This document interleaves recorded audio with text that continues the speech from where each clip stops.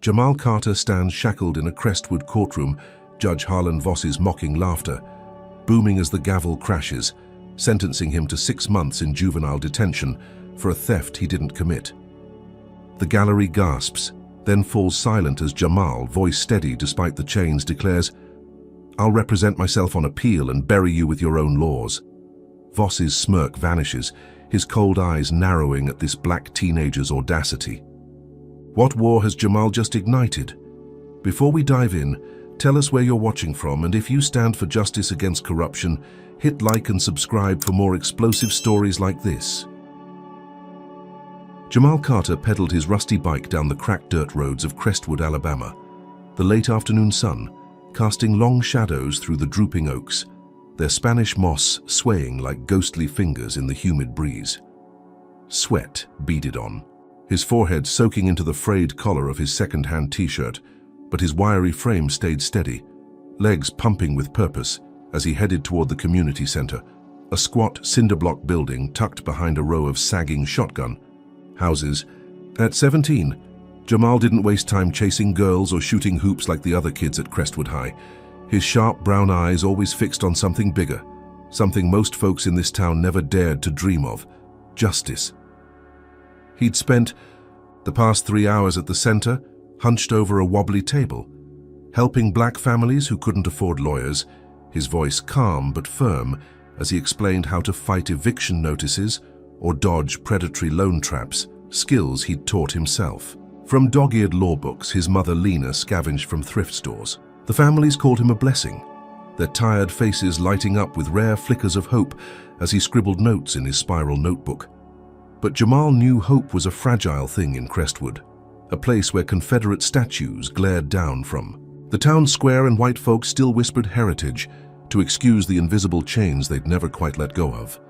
He packed up his things around 6, the sky turning a bruised purple, as he waved goodbye to Mrs. Jenkins, a grandmother who'd hugged him tight for saving her duplex from foreclosure, her trembling hands pressing a crumpled $5 bill into his palm that he'd slipped back into her purse when she wasn't looking. Slinging his backpack over one shoulder, he hopped on his bike and started the 3-mile ride home, the air thick with the scent of pine and the distant hum of cicadas, his mind replaying a landlord statute he'd memorized the night before, until a sudden roar snapped him out of it. A beat-up silver pickup truck screeched around the bend ahead, kicking up clouds of red dust that stung his eyes, and Jamal swerved hard, his front tire skidding into a ditch as the vehicle blasted past, close enough that he felt the heat of its exhaust on his bare arms. He recognized the driver instantly. Travis Pruitt, the sheriff's son, a lanky white kid with a buzz cut and a permanent sneer, his blue eyes glinting with the kind of reckless entitlement that came from knowing Crestwood would always catch him when he fell. Travis didn't even glance back as the truck veered toward the highway, its tailgate rattling, but Jamal's instincts kicked in, sharp and honed from years of watching this town chew up kids who looked like him. He yanked his cracked phone from his pocket, hands steady despite the adrenaline, and hit record, capturing 30 shaky seconds of the truck's license plate and Travis's pale arm dangling out the window, the footage grainy but clear enough to show who was behind the wheel. Jamal exhaled, chest tight, knowing this wasn't his fight, not yet. The stolen truck was someone else's problem, and calling the cops in Crestwood was like tossing meat to wolves when you were black and breathing. He stuffed the phone back into his jeans and pedaled on, the road stretching quiet and empty ahead, the sun dipping lower until it was just a sliver above the pines, casting the world in a hazy golden glow that felt more like a warning than a promise. He'd made it half a mile when the wail of a siren split the stillness, a sound that sent ice through his veins because he knew it wasn't coming for Travis. A patrol car screeched around the corner, dust exploding in its wake, and Jamal barely had time to brake before it skidded to a stop beside him, its headlights blinding him as he shielded his eyes with one hand, the other gripping the handlebars tight. Deputy Roy Tate stepped out, all 6 feet of him, a barrel-chested white man. With a buzzed head and a jaw like a bulldog, his hand already resting on the holster at his hip, his gray eyes narrowing as he sized Jamal up like prey. Jamal froze, heart pounding but hands visible, palms open in the air because he'd learned young that moving wrong could get you killed in this town, his mother's voice echoing in his head. Stay calm. Stay alive. Tate's boots crunched on the gravel as he stalked forward, his voice a low growl. "You stop right there." And Jamal nodded, keeping his tone even. "Is there a problem, officer?" The question was barely out before Tate's face twisted, a snarl breaking through as he lunged, grabbing Jamal's arm and yanking him off the bike, the metal frame clattering to the ground as Jamal stumbled, catching himself on his knees. "Don't get smart with me, boy," Tate snapped, his grip tightening like a vice. "Where's the truck?" Jamal's mind raced, confusion warring with the sinking realization of what was happening. "What truck?" he asked, voice steady, though his muscles tensed under Tate's hold. "The pickup you just stole," Tate barked, his breath hot with tobacco stink. "Silver seen tearing out of here, that sound familiar?" Jamal blinked, stunned, the pieces clicking too fast and too wrong. "I didn't steal anything, I was riding home." But Tate wasn't listening, his meaty hand digging harder into Jamal's arm as he sneered. "Think I'm stupid? We got a report, black male, hoodie, jeans, running from the scene. That's you, ain't it?" Jamal's stomach dropped, the description so vague it could have been any black kid in Crestwood. But he knew it wasn't an accident, it was a script, one Travis had probably laughed while writing. "I've got video proof," Jamal said, reaching slowly for his pocket, careful not to spook the deputy. "I recorded who really took it." But Tate didn't wait. His knee slammed into Jamal's ribs, knocking the wind out of him as he shoved him face first into the dirt, the taste of earth and blood filling his mouth. "Stop resisting," Tate grunted, though Jamal hadn't moved, his cheeks scraping against rocks as the deputy's weight pinned him down, cold metal cuffs snapping, shut around his wrists, biting into his skin until he felt the sting of broken flesh. Jamal gasped, the phone slipping from his fingers into the gravel, and Tate scooped it up, smirking as he crushed it under his boot, the screen splintering with a sickening crunch. "Evidence don't mean squat when you're you," he said, voice dripping with venom as he hauled Jamal to his feet, slamming him against the patrol car's hood. The world spun, pain radiating from his ribs and wrists, but Jamal's mind stayed razor-sharp, cataloging every word, every move, because he knew this wasn't just a bad stop, it was a setup, and Travis Pruitt's joyride had just handed Crestwood's law a perfect excuse to bury him. Tate shoved him into the back seat, the door slamming shut with a clang that echoed in the empty dusk, and as the car peeled out, Jamal caught a glimpse of his bike lying twisted in the ditch, a lone witness to the truth no one in this town cared to see. The interior smelled of stale sweat and cheap vinyl, and Jamal sat stiff, shoulders aching, the cuffs cutting deeper with every bump in the road, his breath shallow but his thoughts racing. He'd done nothing wrong. He had proof, or he had until Tate smashed it. And now he was alone in the belly of a beast that didn't just bend the law, it broke it to fit its own skin. The patrol car rumbled past flickering streetlights, Crestwood's quiet streets blurring outside the window. And Jamal clenched his fists, nails digging into his palms as he replayed the video in his mind. Travis's smug face, the truck's plate gone now but not forgotten. Because if they thought this would shut him up, they didn't know who they were dealing with.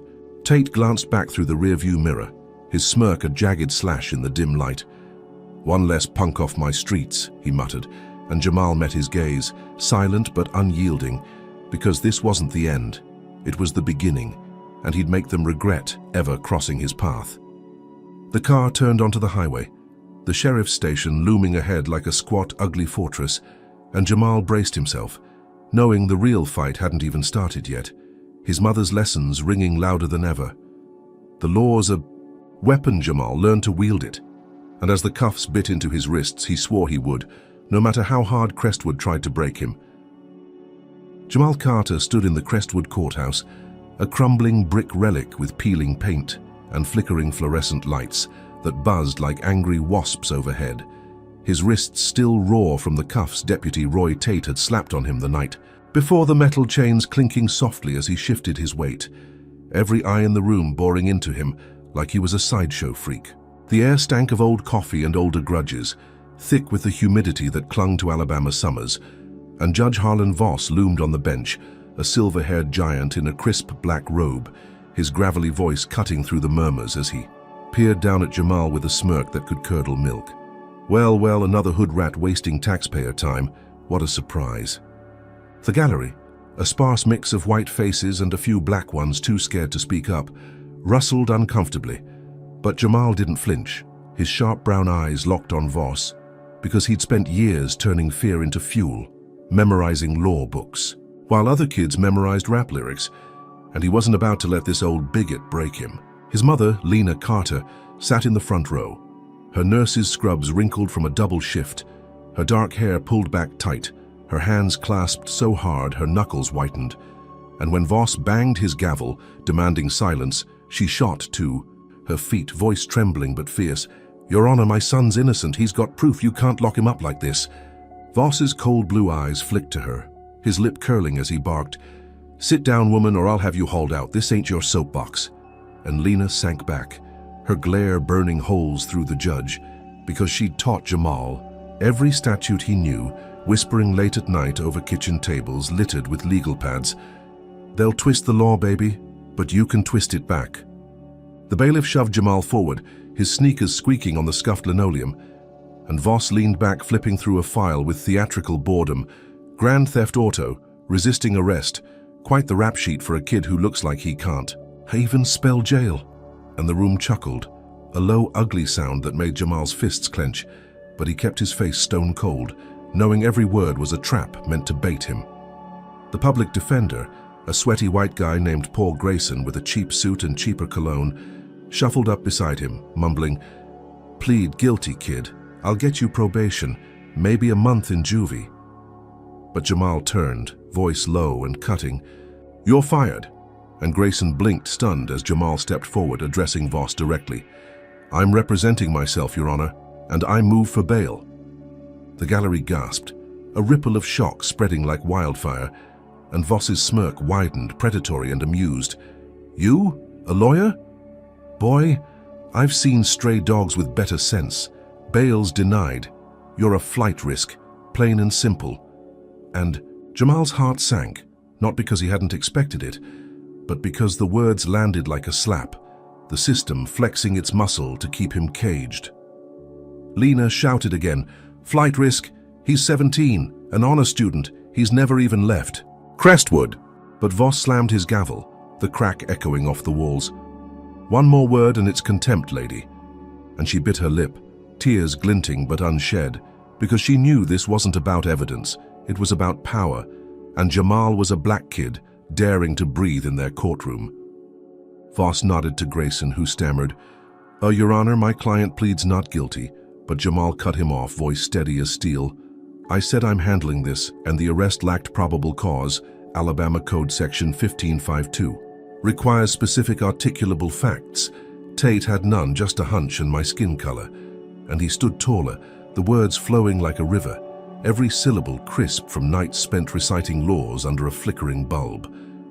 The room went dead silent, Grayson's jaw dropping, the bailiff freezing mid-step, and even Voss paused, his smirk faltering for a split second, eyes narrowing as if he'd just spotted a snake in his garden, because this wasn't the script. This kid wasn't supposed to know the game, let alone play it. What did this teenager just do? Could a shackled boy really rattle a judge who'd crushed hundreds before him? Voss leaned forward, his voice dripping with venom. "Cute trick, boy. Memorizing a few lines don't make you Perry Mason. But I'll bite. Let's hear your plea." And Jamal squared his shoulders. "Not guilty, and I'll prove it, but..." Before the words settled, Tate swaggered in from the back, uniform crisp, his bulldog jaw set, and Voss waved him up. "Deputy, anything to add?" Tate grinned. "Kid fought me tooth and nail, resisting all the way, dangerous type," and Jamal's blood boiled. A lie so bold it stank, but he held his tongue, knowing the fix was in. Voss nodded, slow and deliberate. "Sounds clear to me. Theft's shaky, I'll give you that. But resisting arrest holds 6 months in juvie, case closed." And the gavel fell, a thunderclap sealing Jamal's fate, the gallery erupting in whispers as Lena cried out, "That's a lie, he didn't." "Resist!" But the bailiff grabbed her arm, dragging her back as Voss chuckled. "Take the plea next time, kid, save us all the circus."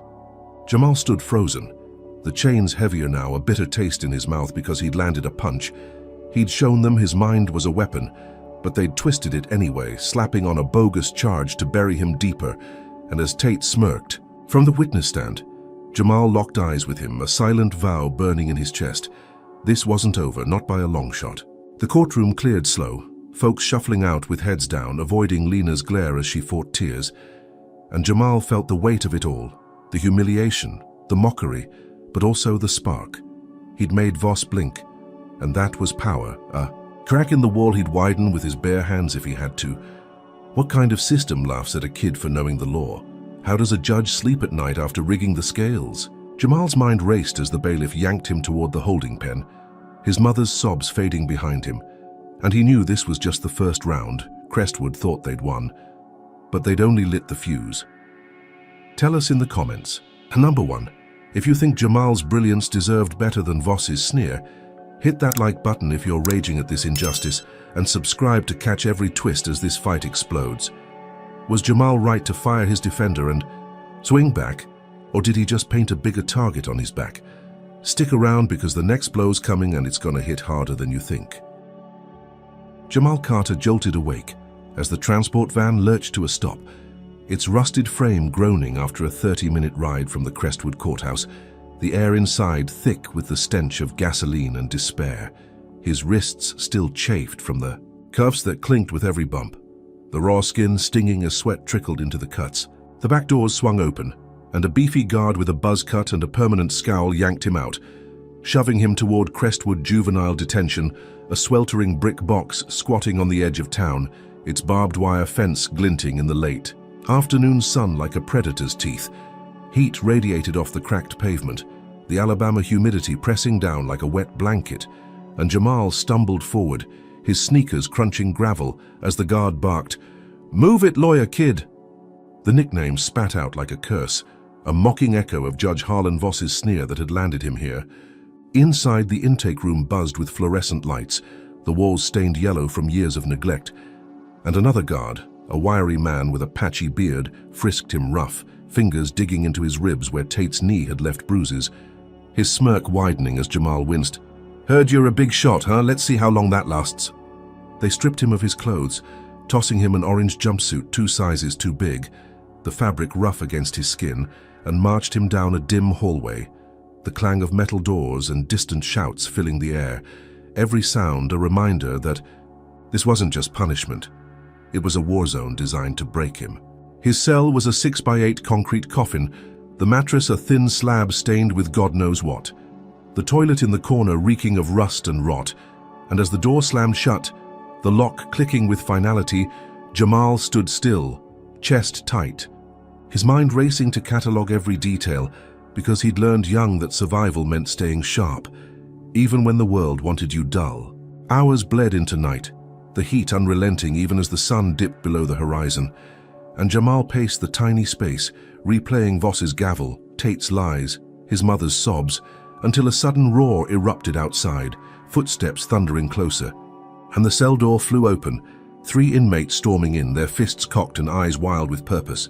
The first, a stocky kid with a shaved head and a scar slicing his eyebrow, swung hard, catching Jamal's jaw with a crack that sent him sprawling, blood flooding his mouth, as the second, a lanky boy with tattoos snaking up his arms, kicked his ribs, the same spot Tate had hit, pain exploding like a firework. "Tate says hi," the third grunted, a hulking figure with a buzz cut and a gold tooth, landing a punch to Jamal's gut that doubled him over, gasping, and Jamal realized this wasn't random, it was a hit, paid for by the deputy who'd smashed his phone and framed him for Travis Pruitt's crime. He curled into a ball, protecting his head as blows rained down, the concrete cold against his cheek. But through the haze of pain, he heard a guard's voice drift from the hall, casual and low. "Travis Pruitt's truck, huh? Kid's got enemies." And Jamal's ears pricked, a lifeline in the chaos because that name tied it all together. The sheriff's son, the real thief, the reason he was here. The beating stopped as quick as it started, the inmate slipping out with a final kick, leaving Jamal crumpled and bleeding, his jumpsuit torn, his left eye swelling shut, but his mind burned brighter than ever. Travis Pruitt, Tate, Voss, a chain of corruption he'd snap if it killed him. He dragged himself to the mattress, every breath a knife in his side, and fumbled under the frame, finding a stubby pencil some past prisoner had stashed, its tip dulled but usable, and with trembling, Hands, he tore a square of toilet paper from the roll, the thin sheet crinkling as he pressed it flat. His ribs screamed, his vision blurred, but he wrote, scratching out an appeal motion in tight, jagged letters, citing illegal detention, lack of evidence, excessive force. Every statute he'd memorized spilling onto the fragile page because, if they thought they'd silence him, they'd misjudged the fire in his bones. Dawn broke, grey light seeping through the barred window, and Lena arrived for visitation, her face a mask of exhaustion behind the scratched plexiglass, her nurse's scrubs swapped for a faded dress, her voice cracking as she pressed her hand. To the divider, "Baby, what did they do to you?" Jamal forced a smile, hiding the pain, and slid the toilet paper motion under the slot, whispering, "File this, Ma, it's my way out." And Lena nodded, fierce pride flickering through her tears, tucking it into her purse as the guard called time. She left, and Jamal leaned back, hope flickering, until two guards stormed in an hour later, the wiry one snatching the mattress, the beefy one grinning. "Lost your little note, huh? Must have slipped through the cracks." And Jamal's stomach plunged. They'd intercepted it, trashed it, his lifeline gone, but worse came when the cell door opened again that night. Sheriff Dwayne Pruitt himself stepping in, a towering man with a grey mustache and eyes like coal, his starched uniform crisp as he loomed over Jamal's bruised form. "Keep writing, boy," Pruitt growled, voice low and thick with menace. "And you won't make it out alive. My son's untouchable, and you're just a cockroach we'll squash." And he spat on the floor, the glob landing inches from Jamal's feet, a punctuation mark to the threat that hung heavy in the stale air. Pruitt turned, boots thudding as he left, the door locking behind him, and Jamal sat there, blood crusted on his lip, ribs throbbing, the sheriff's words sinking in like poison, because this wasn't just about a stolen truck anymore. It was personal, a vendetta from the top, and they'd kill him before they let him win. He stared at the wall, the pencil still clutched in his fist, and though his body ached, his mind sharpened. They'd taken his motion, his proof, his hope, but they couldn't take his fight. And as the cell grew darker, the hum of the facility fading into a restless quiet, Jamal traced the law in his head. Every clause, every loophole, because 6 months was a death sentence only if he let it be. The guard's taunts echoed down the hall. "Lawyer kid's finito." But Jamal clenched his jaw, tasting copper, and vowed they'd choke on those words, because he wasn't just surviving this hell, he was mapping it. Every crack, every weakness. And when he got out, whether by law or by blood, Crestwood would pay. The night stretched on, the heat suffocating, and Jamal lay on the bare concrete, the pencil his only weapon, his mother's lessons his only shield, and Pruitt's threat, his new fuel. Because if they wanted a war, he'd give them one they'd never forget. Jamal Carter slumped against the cold concrete wall of his cell in Crestwood Juvenile Detention, the orange jumpsuit hanging loose on his wiry frame, every breath a sharp stab through his bruised ribs, the swelling around his left eye pulsing, with a dull ache as the second night in this sweltering brick hell dragged on, the air thick with mildew, and the faint tang of blood dried on his lip from the beating Deputy Tate's hired thugs had delivered. The pencil stub he'd clutched like a lifeline lay hidden under his thin mattress, its tip worn to a nub, and though Sheriff Pruitt's death threat still echoed in his skull, Jamal's mind churned, plotting, because giving up wasn't in his blood, not when his mother Lena had raised him to fight with wits sharper than any fist. Footsteps clattered down the hall, soft and sneaky, not the heavy thud of guards, and Jamal tensed, ready for another attack, until a familiar face peeked through the bars. Caleb Monroe, his best friend from Crestwood High, a lanky white kid, with messy blonde hair and a nervous grin, his blue eyes darting as he whispered, "Jamal, you okay, man?" Caleb was a coder, a tech whiz who'd spent hours with Jamal swapping ideas over lukewarm soda, the only white kid who'd ever stuck by him in a town that drew lines in the dirt, and seeing him now, sneaking past guards, sparked a flicker of hope in Jamal's chest. "How'd you get in?" Jamal rasped, voice hoarse from disuse, and Caleb held up a burner phone, its cracked screen glowing faintly. "Bribed a janitor, $50. I've got a plan. We're busting you out of this mess." Jamal straightened, ignoring the pain as Caleb leaned closer. "Traffic cams on Route 12 caught Travis Pruitt peeling out in that truck. I hacked the city's system. It's grainy, but it's him, not you. We've got proof Tate's lying." And Jamal's heart leapt, a rush of relief so strong he almost laughed, because this was it, the key to cracking Crestwood's frame-up wide open. They huddled by the bars, voices low, Caleb's fingers trembling as he showed the footage, a blurry timestamp pinning Travis behind the wheel at 6:03 p.m., just as Jamal had recorded before Tate smashed his phone, and Jamal grinned, fierce and wild. "You're a genius, man. File this with the court. Get it to my mum. We're ending this." And Caleb nodded, eyes bright. "On it. I'll have it to Lena by morning. Hang tight." They clasped hands through the bars, a quick, firm grip, and Caleb slipped away, his sneakers silent on the concrete, leaving Jamal buzzing with a high he hadn't felt since Voss's gavel fell. Because with this, he wasn't just surviving. He was winning, or so he thought. Hours ticked by, the cell block humming with restless snores, and Jamal paced, replaying the plan, imagining Lena storming the courthouse with that video until a clang jolted him alert, the door swinging open. But it wasn't freedom coming through, it was chaos. 3 guards barged in, the wiry one with the patchy beard leading the charge, his baton raised, and behind him stood Caleb, head bowed, hands stuffed in his pockets, avoiding Jamal's stare as the beefy guard snarled, "Caught your little buddy sneaking out. Guess he ain't as slick as he thinks." Jamal's stomach plummeted, ice flooding his veins, and the wiry guard tossed the burner phone onto the floor, stomping it to shards with a vicious grin. "Oh, and that footage gone. Funny how it disappeared right after he handed it over." And Jamal's eyes snapped to Caleb, voice cracking. "What did you do?" Caleb flinched, mumbling, "They caught me, man. Pruitt offered cash. $500. I had to. My folks need it." And the betrayal hit harder than any punch, a knife twisting in Jamal's gut as the guards laughed, the sound raw and guttural. "So your little white savior's gone," the beefy one sneered, cracking his knuckles. "Now it's just you and us."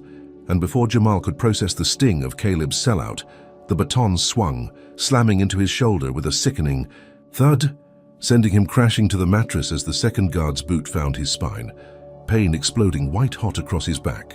He curled tight, arms shielding his head, but the blows kept coming. A fist to his kidney, a kick to his thigh, each hit a message, Pruitt's message, that no ally, no proof, no hope would stand against Crestwood's machine, and Jamal bit his lip bloody to keep from screaming, because they'd hear weakness, not defiance. The wiry guard grabbed his hair, yanking his head back. "Should have stayed quiet, lawyer kid," and smashed his face into the concrete, a burst of stars blinding him as blood pooled under his cheek, warm and sticky, the beating stretching into a blur of agony until they finally stepped back, panting, leaving him a crumpled heap, the cell door slamming shut with a clang that rang in his ears. Jamal lay there, chest heaving, every inch of him screaming, the shattered phone glinting in the dim light like a mocking ghost of his lost chance, and Caleb's betrayal burned deeper than the bruises, because he'd trusted him, leaned on him, and now he was alone, truly alone, in a cage that didn't just hold him, it hunted him. He dragged himself up, slow and shaky, the mattress creaking under his weight, and wiped the blood from his nose, smearing it across his sleeve, his swollen eye throbbing, but his mind didn't break. It hardened, because Pruitt and Tate and Voss could beat him, betray him, bury him, but they couldn't erase what he knew, what he was. The cell block quieted, the guard's footsteps fading, and Jamal stared at the wall, breath ragged, replaying Caleb's words. "My folks need it." And the rage mixed with pity, because Crestwood broke everyone, even the ones who thought they were safe, but he wouldn't let it break him, not yet. He clenched his fists, nails digging into his palms, and vowed to fight smarter, harder, because if trust was gone, he'd be his own army, and when he got out, he'd make them regret ever underestimating him, because this wasn't just about a truck or a frame-up anymore. It was about proving they couldn't own him, not his body, not his soul. Did Caleb's betrayal cut you deeper than the guard's fists? Can you forgive a friend who'd sell you out to save his own skin? Comment number 1 if you think Jamal's stronger alone. Hit like if this injustice makes your blood boil, and subscribe to see how he claws his way back. What happens when a kid with no one left to trust faces a system that's already counted him out? Buckle up, the next round's gonna flip everything you thought you knew. Jamal Carter stepped out of the Crestwood juvenile detention transport van 10 days after Caleb's betrayal.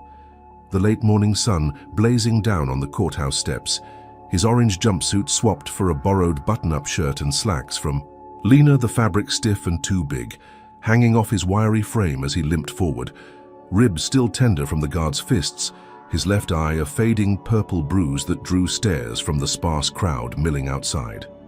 Lena had pawned her car to scrape together the $5,000 bail. Her nurse's wages stretched thin, and she walked beside him now, her dark eyes fierce with pride and worry, her hand brushing his shoulder as they climbed the steps, the air thick with Alabama heat and the sour tang of exhaust from idling sheriff's cruisers. Inside, the courthouse hummed with a restless energy, the same peeling paint and buzzing fluorescents greeting him, but this time Jamal carried no cuffs, only a stack of scribbled notes he'd pieced together in his cell, snatched moments between beatings etched onto pilfered scraps of paper with that dull pencil stub. Every word a weapon he'd honed in the dark. The appeal hearing loomed, his one shot to overturn Judge Harlan Voss's 6-month juvie sentence. And as they entered courtroom 3B, the gallery rustled, a mix of black faces from the community center and white ones who'd come to gawk, their whispers rising like steam as Jamal took his seat at the defense table. Alone, no lawyer, just a 17-year-old black kid facing a system that chewed up defiance and spat out obedience.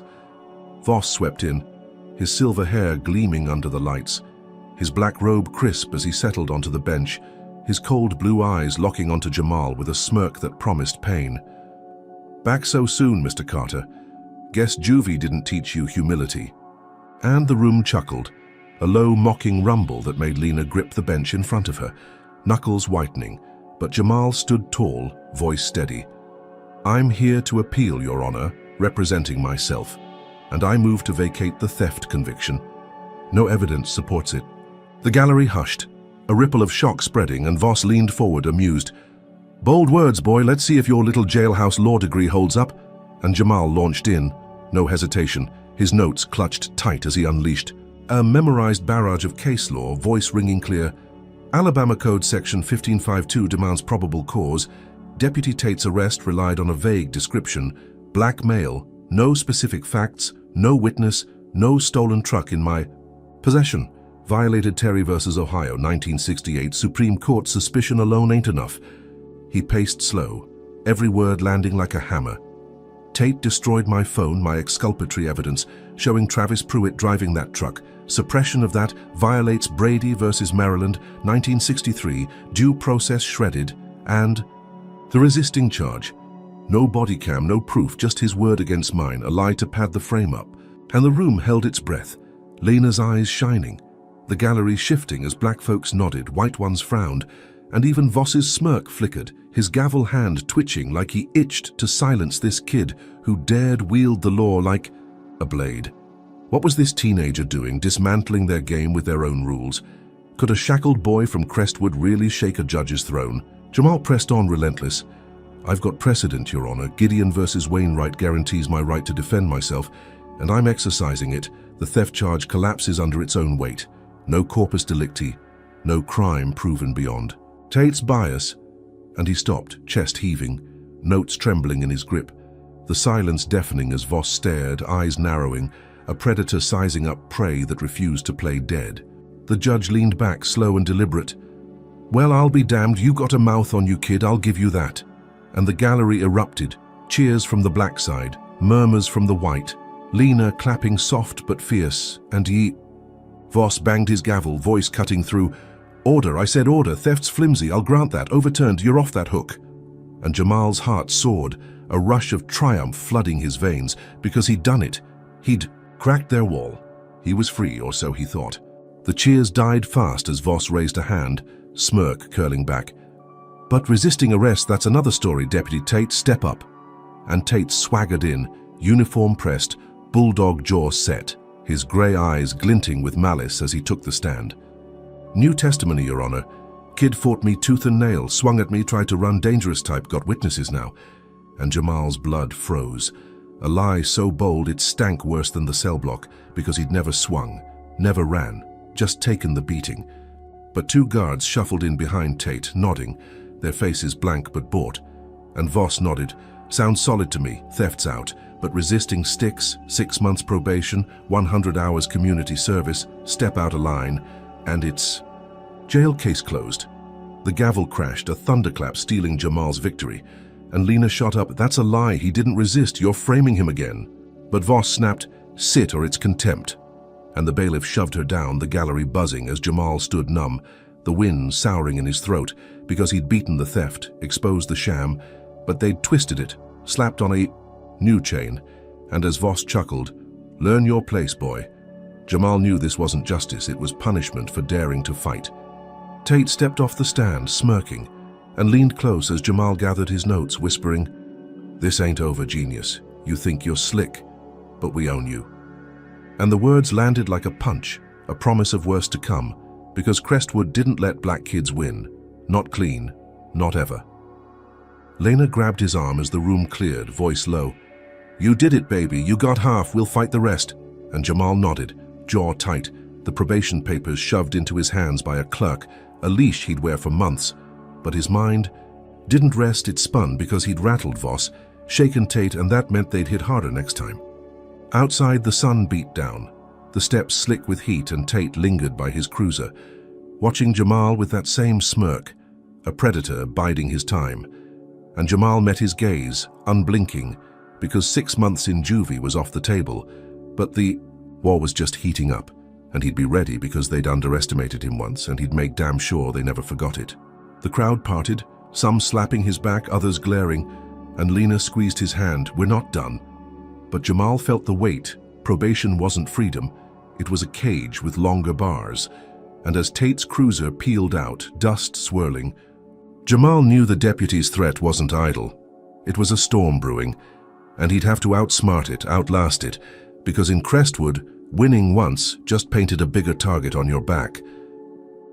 Jamal Carter stepped out of the Crestwood courthouse into a late afternoon haze, the Alabama sun sinking low, painting the sky a fiery orange that clashed with the chill creeping up his spine, his borrowed slacks chafing against his legs as he clutched the probation papers, 6 months of leash and 100 hours of community service branded on his soul, a bitter aftertaste to the theft charge he'd just shredded with his own hands. Lena walked beside him, her nurse's scrubs swapped for a faded jacket, her dark eyes scanning the street, her voice low but electric. "You shook 'em, baby, they didn't see that coming." And Jamal nodded, jaw tight, because overturning, Voss's theft conviction felt like a win, a crack in Crestwood's armor. But Tate's whispered threat, "This ain't over, genius," lingered like smoke, a promise of worse brewing beneath the town's sleepy facade. Word of his appeal spread fast, wildfire through the black neighborhoods, kids from the community center whispering his name like a legend. "Jamal beat the judge, man. He's one of us." And by nightfall, a dozen teens gathered outside the courthouse, fists raised, shouting, "No more lies, no more chains." Their voices raw with years of swallowed rage, because Jamal's fight wasn't just his, it was theirs, a spark igniting a town tired of bowing. The next morning, graffiti bloomed on the Confederate statue in the square.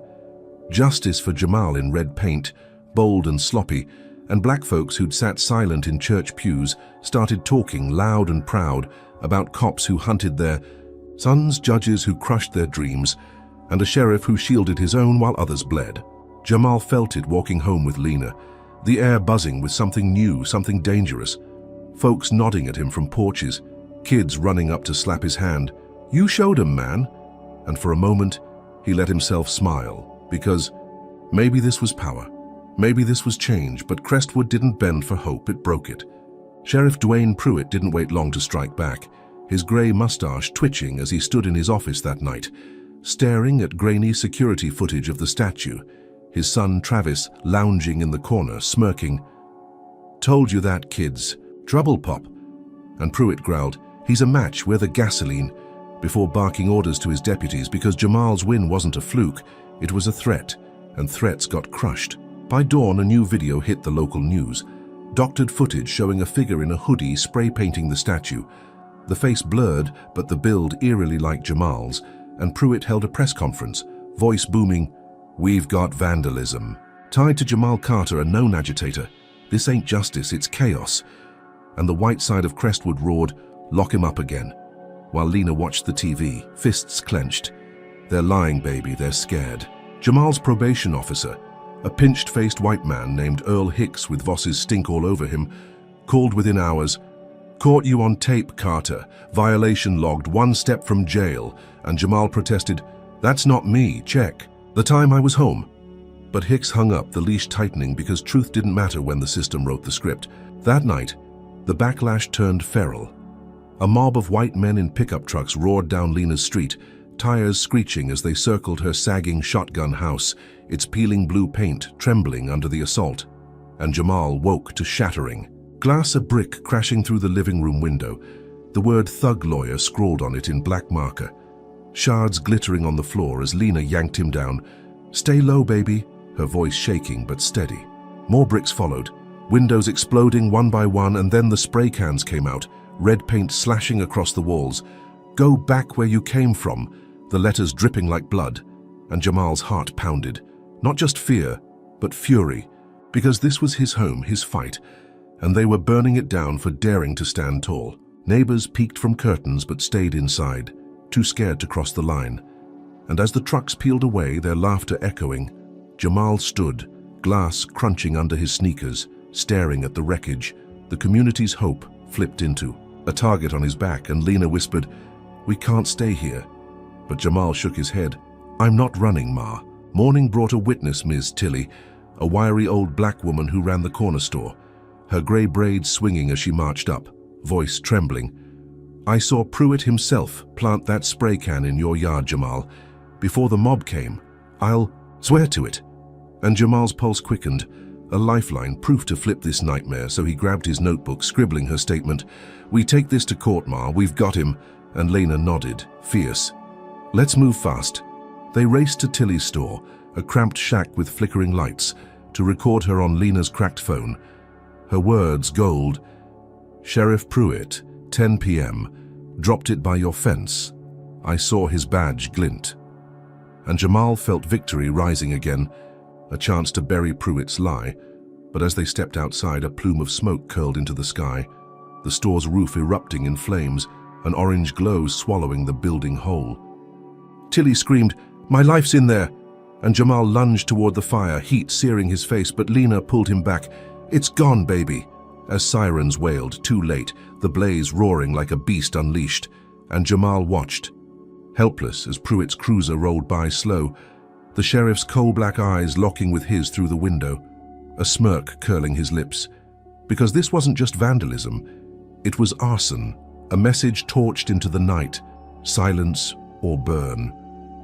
The fire trucks came, water hissing against the inferno, but Tilly's store was ash by midnight, her statement lost in the smoke, and Jamal stood in the street, fists balled, the mob's paint still wet on his house, Pruitt's frame-up tightening. Like a noose, because every win he clawed out brought a harder fall, and Crestwood wasn't just fighting him, it was erasing him piece by piece. Lena hugged him tight. "We'll find another way." But Jamal's mind raced. The community's cheers now ashes, the backlash a storm he'd unleashed, and as the embers glowed, he knew Pruitt wouldn't stop. Not until he was caged or dead, and the fight had just gone from courtroom to war zone. Should Jamal have known his win would spark this fire? Can one kid's fight really topple a town's hate, or does it just fan the flames? Comment number 1 if you think Pruitt's gone too far to turn back. Hit like if this retaliation makes you want to scream, and subscribe to see Jamal strike back against this inferno. What happens when a sheriff burns evidence to bury the truth, and a kid's only weapon is the ashes left behind? Stay locked in, because the next twist will leave you speechless. Jamal Carter stood in the charred rubble of Ms. Tilly's store, the acrid stench of burnt wood and melted plastic stinging his nose, the Alabama dawn breaking gray and heavy over Crestwood, his sneakers crunching on blackened glass as he stared.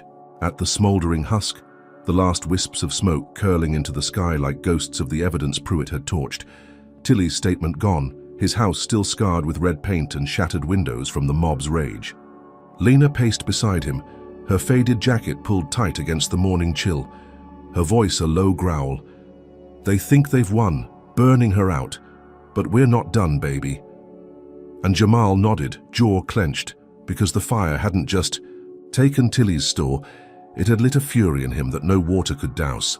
Pruitt's smirk from the cruiser replaying in his mind, a taunt he'd turn into a weapon. They couldn't stay in the house, not with the walls screaming thug lawyer and the glass jagged like teeth. So Lena packed a duffel with clothes and legal pads, and they crashed at her co-worker's trailer 3 miles out. A rusted tin box with a sagging roof, but safe for now. Jamal sat at a wobbly kitchen table, the trailer's thin walls rattling in the wind, and flipped through his notebook, the edges singed from the night's chaos, his sharp brown eyes tracing every scribbled law he'd memorized, because the courtroom was locked. Hicks was watching, but the airwaves were wide open and he knew just who to call. Aisha Brooks ran Crestwood's only black radio station, a crackling AM signal from a shed behind her aunt's diner, her voice a lifeline for folks the white papers ignored, and Jamal had met her once, helping her dodge a tax lien with a loophole. He'd dug up so when Lena dialed her that morning, Aisha answered fast. "Jamal, that you? I heard about Tilly. What's the play?" He leaned into the phone, voice steady. "Pruitt framed me for the statue, burned Tilly's store to shut her up. I've got no tape, but I've got my word. Blow this open." And Aisha didn't hesitate. "On air in 2 hours, kid. Bring the heat."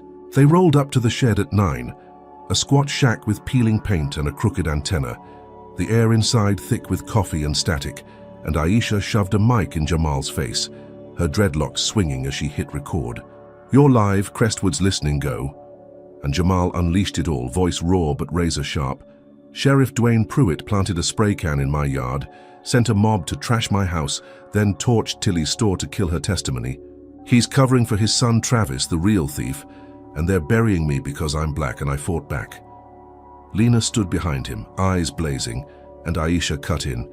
"You're saying the sheriff's a crook, Jamal? That's big. What's next?" He gripped the mic. "Justice, real justice, not their lies. Crestwood's got blood on its badge and I'm not shutting up." And the broadcast hit the airwaves like a bomb, crackling through car radios and kitchen speakers, black folks cheering, white folks fuming. And by noon it went viral, picked up by Birmingham stations, then Montgomery. The hashtag Free Jamal trending as calls flooded Aisha's line. "That kid's a hero. Pruitt's done." Protesters swarmed Crestwood Square by dusk, 50 then 100, fists raised, signs scrawled with "End the corruption," and Jamal watched from the trailer's window, heart pounding, because this was it, the tide turning. And when the governor's office called Pruitt that night, voice tight, "You're suspended pending investigation." "Sheriff, this is a mess." Jamal punched the air, Lena hugging him fierce. "You did it, baby. They're scared now." And for a moment he believed it, the system buckling under its own weight. Pruitt's badge stripped, his empire cracking, a triumph sweeter than the appeal, because this wasn't just his win, it was everyone's. The high lasted 12 hours, until the rally hit its peak the next day, 200 strong outside the courthouse. Jamal stepping up to a megaphone, his borrowed shirt soaked with sweat, voice booming, "We're not invisible anymore, they can't silence us." And the crowd roared, a wave of sound that shook the oaks, until a crack split the air, sharper than thunder, and pain seared his left arm, a bullet grazing his bicep, blood blooming red as he stumbled, the megaphone crashing to the pavement. Screams erupted, folks scattering, Lena diving for him. "Jamal, get down!"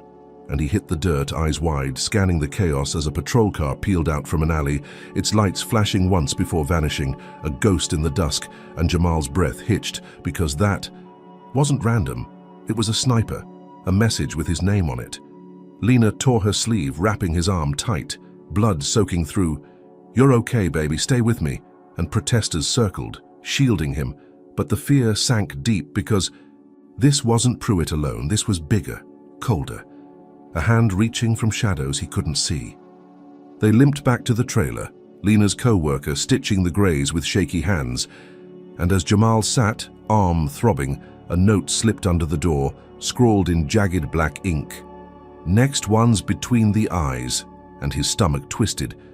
The victory souring fast, because the governor's probe stalled that night, a press release citing insufficient evidence, and Pruitt's suspension held, but no cuffs, no jail, just a slap, while the real threat loomed, untouchable. Jamal stared at the note, blood crusted on his sleeve, and Lena whispered, "They're not stopping, are they?" And he shook his head, voice low, "No, Ma, they're reloading." because the broadcast had rattled them, sure, but it had also painted a bullseye, and this wasn't about a truck or a statue anymore. It was about survival. And Crestwood's machine didn't just bend under pressure, it killed to stay whole. The trailer grew quiet, wind rattling the tin, and Jamal traced the grays with his fingers, pain grounding him because he'd thought public shame would break them. But it had only sharpened their claws, and as the night deepened, he knew the governor's words were hollow. The protests a spark they'd drown in blood because the system's reach stretched beyond Pruitt, beyond Voss, into places he couldn't name, and every step he took pulled him deeper into a war he might not walk away from. Lena sat beside him, hand on his knee. "We keep going, right?" And Jamal nodded, slow and fierce, because backing down wasn't an option, not when they'd shot at him, not when they'd burned Tilly out, not when they'd trashed his home. And as the stars blinked through the trailer's cracked window, he vowed to hit back harder. Because if they wanted him dead, they'd have to try a hell of a lot harder than this. Jamal Carter sat at the wobbly kitchen table in the rusted trailer, the Alabama night pressing in thick and humid through the cracked window, his left arm throbbing where the sniper's bullet had grazed him 2 days ago, the makeshift bandage, crusty with dried blood as he scratched out a federal civil rights lawsuit on a legal pad, his sharp brown eyes glinting with a fire that no beating, no betrayal, no near death could snuff out, because Pruitt's suspension wasn't enough. Not after the mob, the fire, the shot. This was war, and he'd hit them where it hurt. Lena hovered nearby, her faded jacket swapped for a worn sweater, her hands wringing a dish towel as she watched him, voice low. "You sure about this, baby? Federal's a whole new beast." And Jamal nodded, jaw tight. "They shot at me. Ma burned Tilly out, they don't get to walk away." Because the note still sat on the table, next one's between the eyes. A promise he'd turn into their funeral. He'd spent hours digging through dispatch logs Aisha had snagged from a cousin at the sheriff's station, pages of scribbled times and codes proving Tate's stops targeted black kids 10 times more than white, a pattern of profiling so blatant it screamed violation, and Jamal wove it into his suit, Title 42, Section 1983, Civil Rights under Color of Law, naming Voss, Pruitt, and Tate. Because this wasn't just about him, it was about every kid Crestwood crushed. Aisha burst in at dawn, dreadlocks bouncing, her voice electric. "Jamal, I've got the station primed. We're airing this live. Federal lawsuit. Big leagues. You ready?" And he grabbed his notes, arm aching but steady. "Let's do it." Because the airwaves had rattled them once, and now he'd shake the whole state. They piled into her rattling pickup, the trailer fading in the rear view as they sped to the shed. The AM signal crackling to life at 10 sharp, and Aisha shoved the mic forward. "Crestwood, Jamal Carter's back, and he's suing the system. Live now." And Jamal leaned in, voice cutting like a blade. "Sheriff Pruitt, Deputy Tate, Judge Voss violated my rights, racial profiling, evidence tampering, retaliation. I've got logs showing they stopped black kids like me for breathing. I'm filing in federal court, enough's enough." The broadcast exploded, Birmingham News picking it up by noon, Montgomery by dusk. And when Aisha aired the logs, line by line, the internet erupted. Justice for Jamal trending nationwide, protesters swelling to 300 outside the courthouse chanting his name. And Jamal stood in the trailer, fists clenched, because this was power, real power, the kind that made giants flinch. 2 days later, a federal judge in Mobile, a stern black woman named Evelyn Grant, granted an injunction, halting Jamal's probation pending review, her voice crackling through Aisha's radio. Carter's claims warrant investigation, probation's frozen. And Jamal whooped, Lena hugging him tight. "You're free, baby, for now." Because Hicks couldn't touch him, not yet, and Pruitt's suspension deepened, the governor's probe widening, a triumph so sweet he could taste it, the system bending under his 17-year-old will. The high lasted 18 hours, until Voss struck back, his silver hair glinting under courthouse lights as he sat in his chambers that night, fingers drumming the desk, his cold blue eyes blazing with a fury that could melt steel, because Jamal's lawsuit wasn't just a challenge, it was a humiliation, and he'd rather die than let a black kid topple him. He called Tate, voice low. "We end this now." And by morning, a new charge hit the wires: murder, Jamal Carter accused of killing Ms. Tilly in the arson that gutted her store, a fabricated warrant claiming he'd torched it to silence her, and Voss signed it himself, smirking. Let's see him lawyer his way out of this. Deputies stormed the trailer at noon, boots crashing through the flimsy door. Guns drawn as Jamal and Lena froze, Aisha mid-broadcast on her phone. They're here, oh God! And Tate grabbed Jamal, slamming him against the wall, cuffs biting into his wrists as he snarled, "You're done, murderer!" And Lena screamed, "He was with me, it's a lie." But the deputies shoved her back, tearing the trailer apart, papers scattering like confetti. The arrest hit live, Aisha's stream cutting out as Jamal's voice rang, "This is Voss, he's framing me!" And they hauled him out, blood dripping from a split lip Tate's elbow had given him. The trailer's tin walls rattling as Lena pounded the floor. "You can't take him!" Crestwood streets blurred past the cruiser's window, protesters scattering as sirens wailed, and Jamal sat shackled, heart pounding, because this wasn't probation, this was death row bait, a charge so wild it could bury him forever, and Voss's gloat echoed in his head. "Genius don't mean invincible, boy," a taunt from the courtroom, now a prophecy. They dumped him in county jail, a grey fortress 10 miles out, the cell colder than juvie, concrete slick with damp, and guards sneered, "Murderers here," as inmates eyed him like meat because Voss had painted him a killer, and the feds backed off, Grant's injunction meaningless against a capital crime, the probe stalling as Pruitt smirked from suspension, untouchable. Jamal slumped against the wall, cuffs off but wrists raw, the trailer's chaos replaying, Lena's cries, Aisha's cut-off scream, and he knew this was the counterpunch, Voss's nuclear option, because a lawsuit threatened their throne, and murder pinned him tight, a noose he'd have to slip with nothing but his mind. The cell block hummed with threats, inmates banging bars, and Jamal traced the logs in his head, the suit still alive, because if they thought this would shut him up, they'd misjudged him again. And as the lights dimmed, he vowed to fight, because death was their play, but survival was his. Can a kid's lawsuit really scare a judge into murder? Does Voss think he's untouchable, or is he just desperate?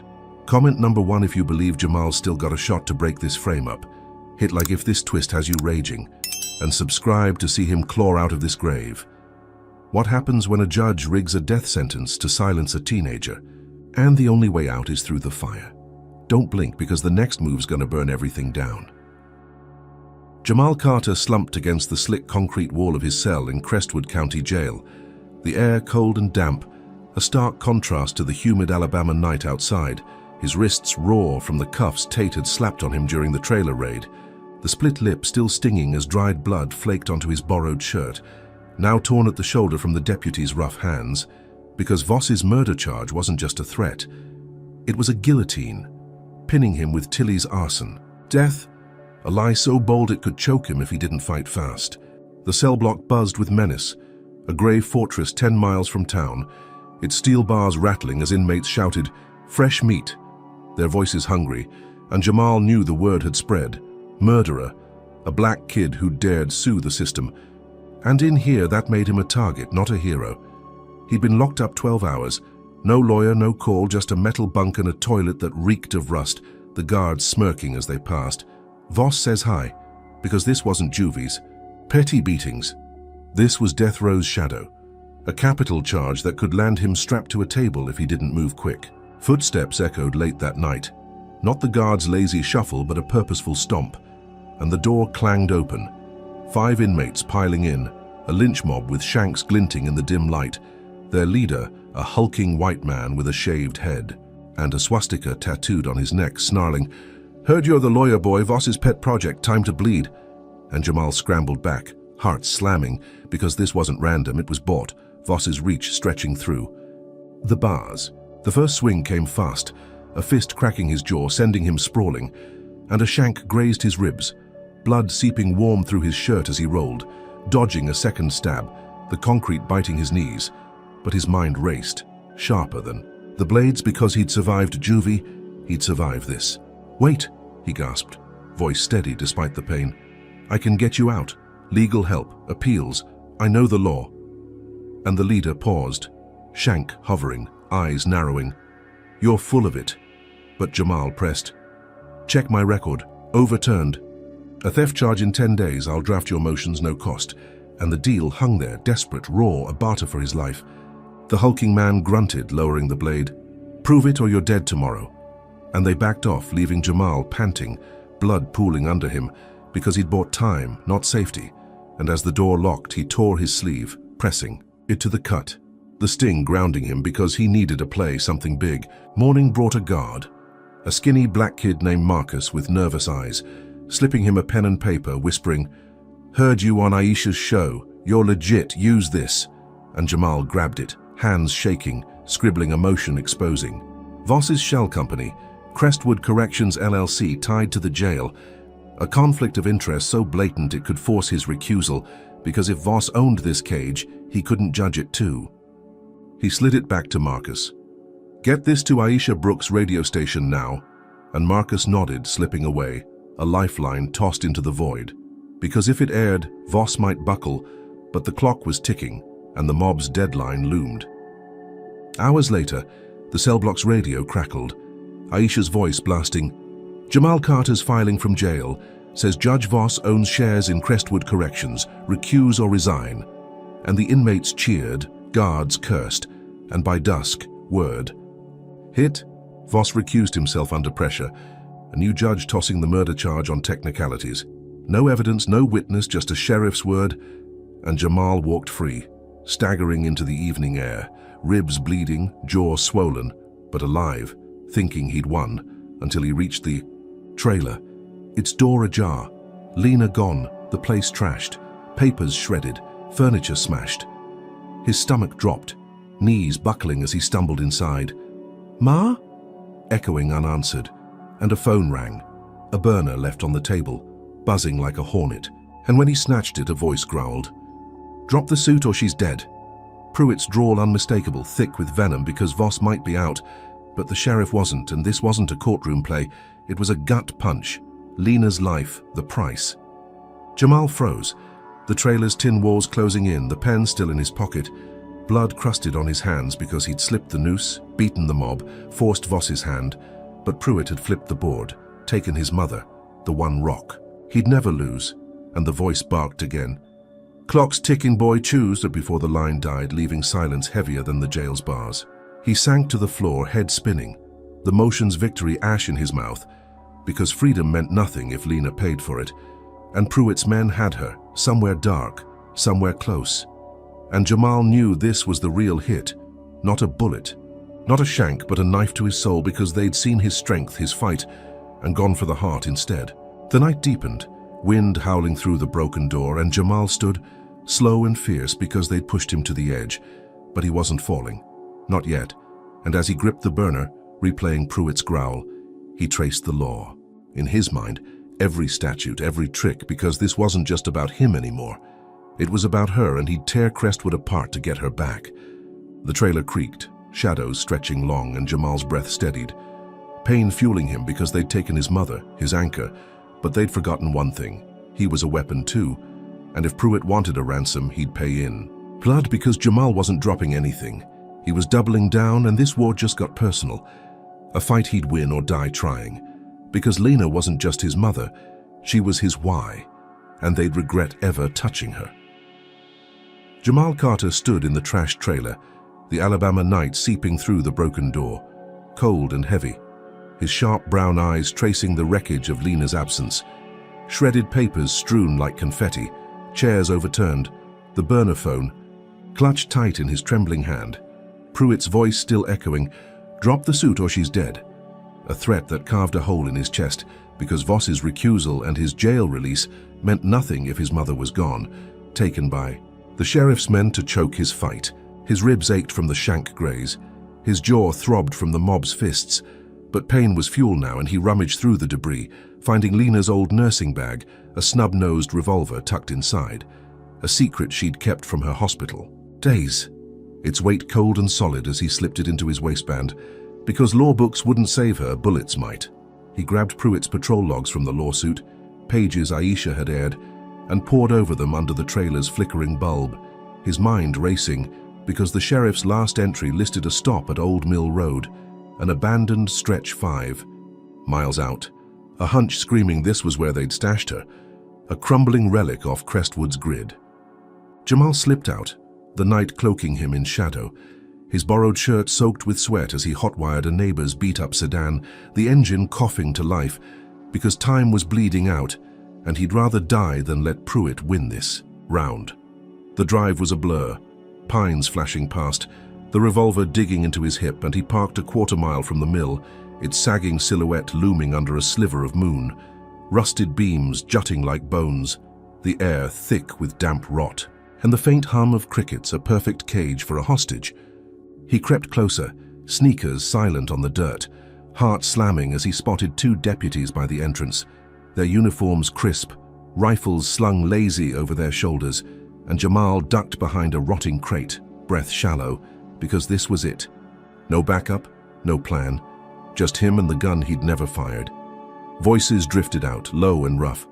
Boss says break her if the kid don't fold, and Jamal's blood boiled, because that was Lena they were talking about, his rock, and he'd kill them all before they touched her again. He waited, counting breaths until one deputy lit a cigarette, turning away, and Jamal bolted, slamming the revolver's butt into the smoker's skull, the man crumpling with a grunt, the second spinning too late as Jamal tackled him, knee to throat, whispering, "Where is she?" And the deputy choked. Inside basement, before Jamal knocked him cold with a crack to the jaw, their rifles clattering as he dragged them into the shadows, adrenaline surging, because he was in. He was close. The mill's interior was a maze of rust and dust, beams groaning overhead, and Jamal slipped down a rickety stairwell, the revolver cocked, every creak a gunshot in his ears, until he hit the basement, a cavernous pit lit by a single bulb, and there she was, Lena tied to a chair, her dark hair matted with blood, her nurse's scrubs torn, her eyes wide as she saw him. "Jamal, no!" But he rushed forward, cutting the ropes with a shard of glass, her wrists raw, her voice a rasp. "They're coming back, go," and he pulled her up. "Not without you, Ma." Footsteps thudded above, shouts echoing, and Jamal shoved Lena behind a stack of crates, the revolver raised as 3 of Pruitt's men burst in, guns drawn, a lean one barking, "There's the little bastard!" and bullets flew, splintering. Wood as Jamal fired back, the kick jarring his arm. A wild shot clipping a deputy's shoulder, the man howling as he dropped, and Jamal grabbed Lena, sprinting for a side exit, her breaths ragged, his heart a drumbeat, because they were out. They were alive. They stumbled into the night, the sedan 100 yards off, and Jamal half carried her, legs burning, the mill's chaos fading behind them, Pruitt's men cursing as they fired blind, bullets whizzing past, one grazing the dirt at his feet, and Jamal shoved Lena into the car, slamming the gas, tires spinning mud as they roared away, her hand gripping his arm. "You did it, baby." And he grinned, fierce and raw, because he'd saved her, beaten them, a high so pure it drowned the pain until headlights flared in the rear view, a SWAT van screaming closer, black and sleek, no sirens, just death. The van rammed them, metal crunching as the sedan fishtailed, Jamal wrenching the wheel. "Hold on, Ma." But the SWAT team swarmed, masked figures in tactical gear, rifles barking as they strafed the car, glass exploding inward, and Jamal floored it, weaving through pines until a shot punched through the windshield, Lena gasping, blood blooming on her chest, her eyes wide with shock as she slumped. "Jamal," a whisper lost in the roar. He screamed her name, swerving hard, the sedan skidding into a ditch, and the SWAT team closed in, boots pounding as they ripped him out, cuffs snapping tight, slamming him to the ground, his face in the mud, Lena's blood on his hands, and a masked voice snarled, "Cop killer, you're done," because the deputy he'd shot lay dead at the mill, self-defense twisted into murder, and Jamal thrashed, "She's dying, help her." But they dragged him off, her body limp in the wreck, the high of rescue, crashing into despair, because he'd won her back only to lose her, Pruitt's trap snapping shut with a tracker they'd never seen. The van peeled out, Lena's gasps fading, and Jamal's world shattered, the revolver gone, his mother bleeding out, the SWAT team's boots a drumbeat of doom because they'd flipped salvation into slaughter, and as the mill vanished in the dark, he knew this wasn't just retaliation, it was annihilation, Pruitt's final play to break him body and soul. The cuffs bit deep, mud caking his face, and Jamal's screams turned to sobs because he'd fought with everything, saved her for a heartbeat, only to watch her slip away. And as the van rumbled toward jail, he clung to her last word, Jamal. A lifeline he'd killed to keep, because they'd taken her, but they hadn't taken him, not yet. And this war wasn't over. It was bleeding, raw, and personal. A fight he'd finish or die in because Lena was worth it, every damn second. Jamal Carter sat shackled in the back of a SWAT van, the Alabama dawn breaking gray and merciless through the cracked windshield. His hands slick with Lena's blood, her last gasp, Jamal, echoing in his skull as the vehicle rumbled toward Crestwood County Jail.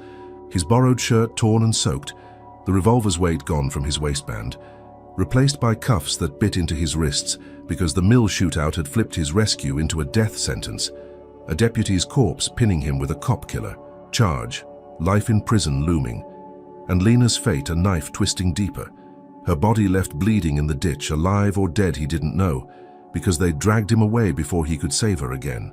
The jail swallowed him whole, a grey fortress buzzing with hate, guards slamming him into a cell, cop killers here. Their sneers a chorus as inmates banged bars, but Jamal's mind didn't break. It sharpened, because Voss's murder, Frame-Up and Pruitt's kidnapping had pushed him past fear, past pain, into a cold, relentless fury. And he'd fight this with everything left, because losing Lena wasn't an option, not yet. 3 days later, they hauled him to court. A new judge, a wiry white man named Ellis with tired eyes, no Voss this time, his recusal holding, and Jamal stood at the defense table, no lawyer, just a 17-year-old black kid in chains, facing a DA named Leonard Hayes, a slick white man with a sharp suit and sharper lies because the system wasn't done. It was doubling down.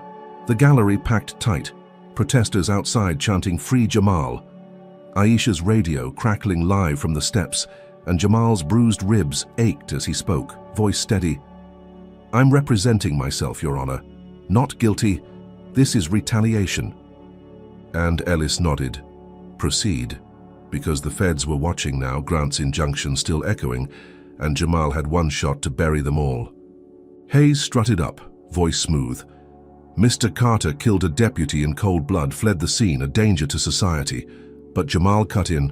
"Self-defense. They kidnapped my mother. I've got proof." And he unleashed it. Bank records Aisha had, dug up, leaked by a dying deputy's widow, showing Voss funneling cash to Pruitt through Crestwood Corrections LLC, payoffs to Tate for false arrests, a taped confession from the deputy he'd shot, mailed to Aisha before the mill, rasping, "Voss ordered it, frame the kid, burn the store." And Jamal played it on a smuggled recorder, the room erupting as Hayes paled. "Objection," but Ellis waved it off. "Overruled. Keep going." Jamal paced, chains clinking. "They framed me for Tilly's murder, burned her store, shot at me, kidnapped Lena. This is their empire, Your Honor, and I've got the receipts." And he dropped more, dispatch logs, Pruitt's patrol routes, a photo of the spray can in his yard, every piece a hammer cracking their lies, and the gallery roared, black folks cheering, white ones hissing, because this wasn't just a defense, it was a dismantling, a teenager tearing down decades of corruption. With his bare hands, Hayes scrambled.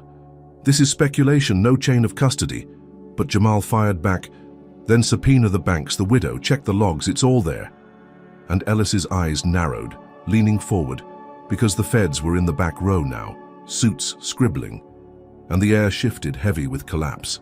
Mid-trial, a deputy burst in, "Arrest warrant, Harlan Voss, fraud, tampering," and the room exploded. Voss dragged in cuffs from the hall, his silver hair wild, his cold blue eyes blazing hate at Jamal. "You little bastard." But Jamal stared back unflinching because this was it, the giant falling. And Pruitt's men flipped next, 2 deputies cutting deals, testifying live. Sheriff ordered the kidnapping. Voss paid for the arson. And Hayes sank, hands shaking, because the system wasn't just cracking, it was imploding brick by brick. Ellis banged his gavel. "Order, order." And the governor's voice hit the radio, Aisha airing it live, pardoning Jamal Carter. Charges dropped, investigation expanded. And Jamal stood frozen, chains rattling, a rush of triumph flooding. His veins, because he'd done it, toppled. Voss freed himself. And as the cuffs came off, he vowed to sue the state. "This ain't over, they'll pay." And the gallery surged, folks rushing him. "You're a hero, kid." But the win lasted 30 seconds until he stepped outside, the sun blinding, protesters parting, and climbed into Aisha's pickup. Let's find Ma, because Lena was still out there, hurt or worse. He turned the key, the engine rumbling, and then it hit, a deafening roar, the truck erupting in a fireball, glass and metal shredding the air as Jamal flew, slamming into the pavement, flames licking his legs, his ears ringing, skin burning as screams pierced the chaos. "Bomb, it's a bomb," and he rolled, gasping, alive but scorched, the pickup a twisted husk, Aisha yanking him back. "Jamal, stay with me." But his eyes blurred, blood trickling from his temple, because this wasn't Pruitt, not Voss, this was deeper, a strike from shadows he'd never seen, and he whispered, "They'll never stop," voice raw, because the pardon, the arrests, the cheers meant nothing if they'd kill him to shut him up. The courthouse steps smoked, protesters scattering, sirens wailing, and Jamal lay there, burned but breathing. Lena's fate a void he couldn't fill, because he'd won the trial, broken their throne. But the system didn't die. It lashed. And this bomb was proof, a message louder than any gavel. They'd lost the court but not the war, and as medics rushed in, his mind raced, tracing the blast, because someone higher, someone untouchable, wanted him gone, and he'd find them. Burn them back, because this wasn't victory. It was a dare, a gauntlet he'd pick up with his last breath. The stretcher came, Aisha's voice fading. "You're okay, kid." But Jamal's eyes stayed open, fixed on the sky, because they'd hit him hardest when he'd hit them deepest, and as the pain swallowed him, he clung to one truth. Lena was out there, and he'd fight through hell to know, because this implosion wasn't the end. It was the spark, and Crestwood's shadows would bleed before he was done. Jamal Carter woke in a sterile hospital bed 3 days after the car bomb, the Alabama air sharp with antiseptic, his legs wrapped in bandages where flames had licked his skin, his sharp brown eyes blinking against the harsh white light, every breath a rasp through cracked ribs, the blast's echo still ringing in his skull as he traced the burns, a map of Crestwood's hate etched into his flesh, because the trial's triumph, Voss's arrest, Pruitt's collapse, the governor's pardon, all of it had shattered in that fireball, a message from shadows he couldn't name. And Lena's fate gnawed at him, her blood on his hands, her body lost in the ditch, alive or dead, a void he couldn't fill. Aisha sat beside him, dreadlocks spilling over her shoulders, her voice soft but urgent. "You're alive, kid, that's what counts, nations watching now." And she showed him her phone, headlines screaming, "Teen lawyer survives assassination. Attempt, Crestwood corruption exposed," because the bomb hadn't silenced him. It had screamed his story louder, protests swelling from hundreds to thousands, Montgomery to Mobile, justice for Jamal, a war cry on every screen, and Jamal nodded, weak but fierce. "They messed up, Aisha, this ain't hiding no more." Doctors patched him up, 6 weeks of recovery in a safe house 50 miles out, a squat cabin tucked in pine woods, federal marshals guarding the perimeter, because the feds had swooped in, Grant's injunction morphing into a full probe, and Jamal became a symbol, a 17-year-old black kid who'd cracked a system's spine, his face on newsstands, his voice on loops, Aisha's broadcasts replaying the taped confession, the bank records, the logs, a tidal wave no sheriff could outrun. By month's end, Aisha broke the story wide. State Senator Roland Tate, kin to Deputy Tate, planted the bomb tied to Voss's payoffs, her voice crackling through the cabin's radio, and Jamal's jaw tightened, because this wasn't just Crestwood, it was Alabama's elite, a web of white power strangling justice, and the feds raided Tate's mansion that night, hauling him out in cuffs, his slick gray suit rumpled, his pale face snarling. "That kid's a liar." But the evidence buried him, bomb schematics, wire transfers, a call log to Pruitt, and the state buckled. A domino fall that toppled Crestwood's corrupt core, judges resigning, deputies flipping, a reckoning Jamal had ignited with nothing but his mind. Protests raged, thousands marching, "End the system," and Jamal watched from hiding, burns healing slow, his wiry frame leaner, his eyes older, because he'd won. Voss in jail, Pruitt facing trial, Tate's empire dust, but Lena's absence. was a wound no victory could stitch, her fate a ghost haunting every headline, every cheer. And he whispered to the empty woods, "Where are you, Ma?" Because this wasn't whole without her. Not yet. Law school loomed, applications drafted under an alias James Cole, because Jamal Carter was too hot, too hunted, and he'd study, fight, tear it all down from the inside. But the quiet, gnawed, 6 months probation-free, a hero in hiding, until Aisha burst in one evening, eyes wild, "You need to see this," and dragged him to her truck, radio blaring as they sped back to Crestwood, the town's edges buzzing with feds, reporters, a circus he'd sparked. They hit the square, the Confederate statue toppled by protesters, and there she was, Lena, stepping from a black sedan, her dark hair loose, her nurse's scrubs swapped for a plain coat, her face bruised but alive, and Jamal stumbled out, legs shaking. "Ma?" Choking out as she ran to him, arms wrapping tight, her voice a sob. "I'm here, baby. I'm here." And the world tilted because she wasn't dead. She'd survived, and tears streaked his burned cheeks as he hugged her, the crowd parting, cameras flashing, because this was the twist, the miracle he'd never dared hope. She pulled back, eyes fierce. "I faked it, Jamal, played dead after the shot, crawled out when they left, been hiding, gathering this." And she handed him a dossier, thick with dirt, bank statements, emails, a mole's work tracing senator. Tate's orders to Pruitt, Voss, a blueprint of the bomb, because Lena hadn't just lived. She'd fought, a shadow warrior while he broke the front lines, and Jamal stared, voice cracking, "You're insane, Ma." But she grinned. "Had to match you, didn't I?" The feds swarmed, snatching the dossier, and Aisha aired it live. Lena Carter's alive, drops evidence to bury Tate. The square erupting as marshals dragged more suits out. Aides, cronies, a clean sweep of Alabama's rot. And Jamal stood with Lena, burned but unbowed, because this wasn't just survival, it was victory. A mother and son flipping the tables, their defiance a torch that lit the state ablaze because they'd underestimated her too, and together they'd torn the roof off. The crowd chanted their names, Jamal, Lena, a rhythm of justice, and he whispered, "We end this together," as she nodded, handing him a pen. "Write it, baby. Law school, the courts, we're not stopping." Because this wasn't the end, it was a beginning. A war won, but a battle line drawn. And as sirens wailed, feds closing in, Jamal felt the weight lift, not gone, but shared.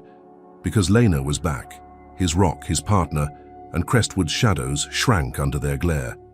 Night fell, the square glowing with flashlights, and Jamal stood taller. Burns a badge because they'd tried to kill him, her, their fight. But they'd failed, and as the dossier's pages scattered to the wind, he knew Tate's fall was just the start. A crack widened to a chasm, and he'd keep swinging because this was bigger now, a movement, a legacy. And with Lena beside him, they'd chase it to the end, wherever it led, because they'd turned the tables, and the system would never sleep easy again. The stars blinked through the oaks, the crowd thinning, and Jamal gripped her hand, voice low. "We did it, Ma." And she squeezed back, "Yeah, baby, and we're just getting started," because the bomb had burned them, the bullets had grazed, but they'd risen, a duo no shadow could bury.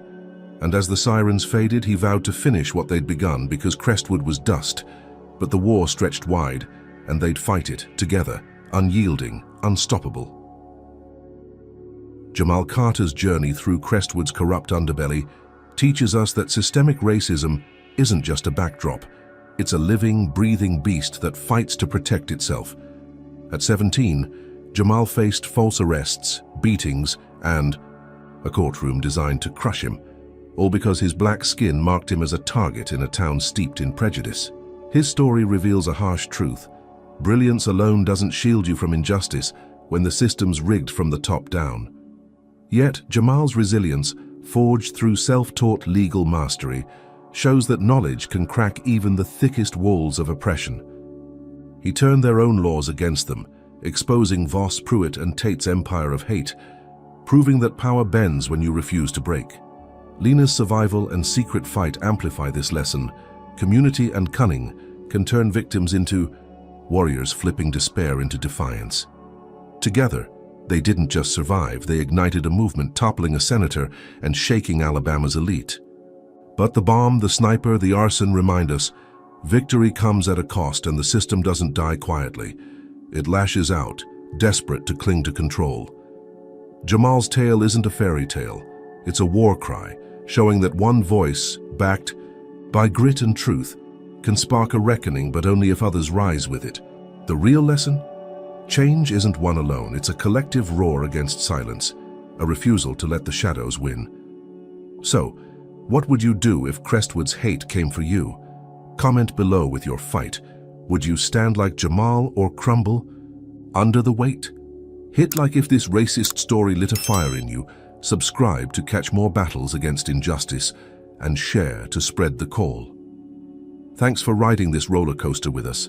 Stay bold, stay loud, and may you always find strength to challenge the dark, because the fight's not over until we all win.